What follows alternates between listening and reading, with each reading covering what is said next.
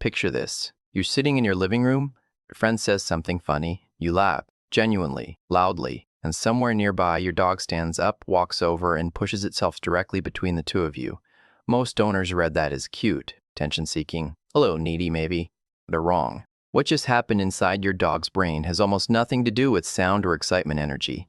It has everything to do with social architecture, and your dog just detected a change in it. The dominant assumption is that dogs hover near laughing humans because they're drawn to the energy. The room got exciting, the dog wants in.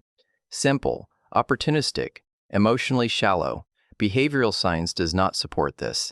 Dogs are not socially oblivious. They are, in the words of researchers who study canine cognition for a living, precision social readers.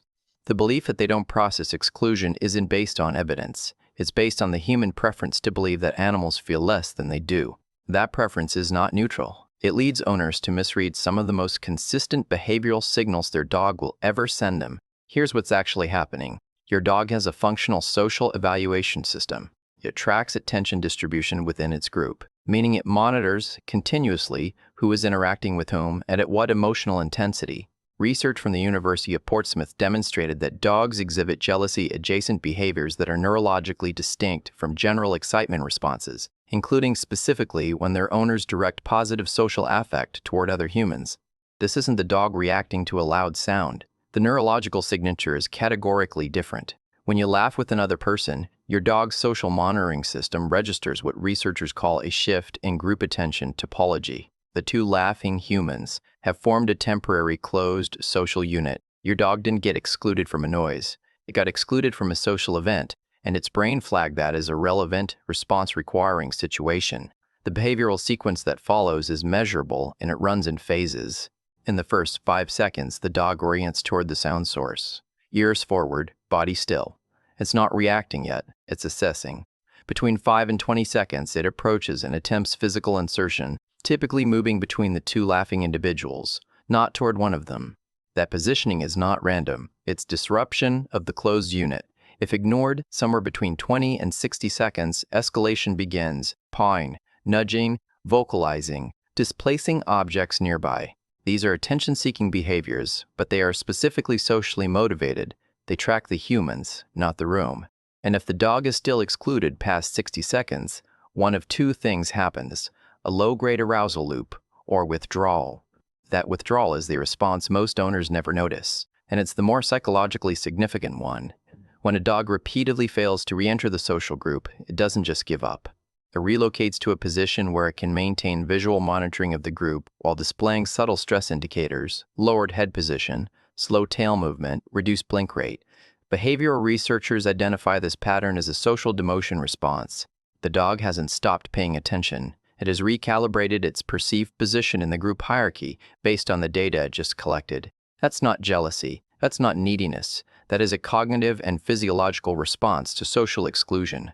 And there is a measurable difference between dogs who experience this occasionally and dogs who experience it as a pattern. Dogs that are consistently socially integrated during human gatherings show relaxed muscle tone during those events, confident spatial positioning, and voluntary disengagement when they're satisfied. They don't need to insert themselves because they've never been systematically removed. Dogs that are routinely peripheral during high positive effect social events develop a different profile: hypervigilance at the start of social gatherings, compulsive proximity seeking that escalates over time, and measurably elevated separation anxiety between social events. Attachment research shows that these dogs also develop different baseline cortisol profiles, not because of obvious stress or neglect, but because of consistent low-level social exclusion within their primary attachment environment. The environment is identical. The physical care is identical. The variable is social inclusion. Now, how did laughter specifically become the trigger? Through coevolutionary conditioning repeated across thousands of domestic generations, dogs learned to assign social meaning to human laughter, not process it as sound. Research has confirmed that dogs distinguish between posed and genuine human laughter at an acoustic level and respond to each differently. Genuine laughter was conditioned through endless repetition as the auditory marker of peak group cohesion, the highest value social moment in human interaction. When a dog is excluded from that moment, it doesn't just miss a sound. Its reward circuitry is activated. Dopamine and oxytocin expectation triggered by the social signals present, and then the reward is blocked. Behavioral neuroscience identifies this dopamine gap, activation without resolution, as more aversive than simple absence of reward. A dog isn't just missing out. Its reward system is being simultaneously activated and denied. There's an advanced layer to this that most owners have never considered.